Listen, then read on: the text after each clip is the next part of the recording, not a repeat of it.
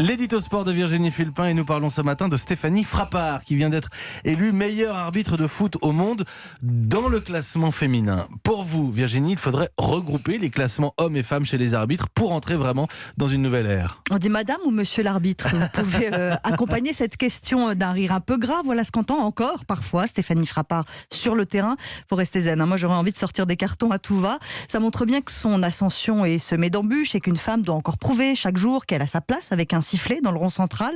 Le monde du foot s'ouvre aux femmes, c'est lent, c'est difficile, mais on peut remercier Stéphanie Frappart du boulot de titan qu'elle accomplit. Meilleure arbitre du monde, donc dans le classement féminin.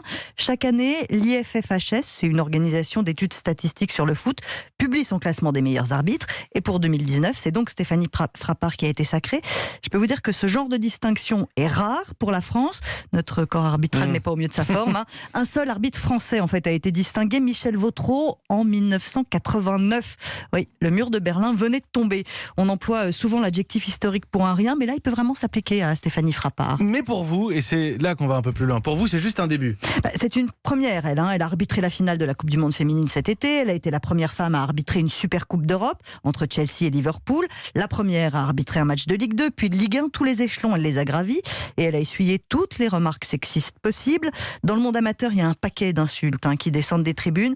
Messieurs, il va falloir vous habituer parce que Stéphanie Frappart est en train de conquérir le monde. Les joueurs pros étaient un peu sceptiques au départ, le corps arbitral aussi. On ne se débarrasse pas comme ça de décennies d'entre-soi masculin, mais elle les a convaincus.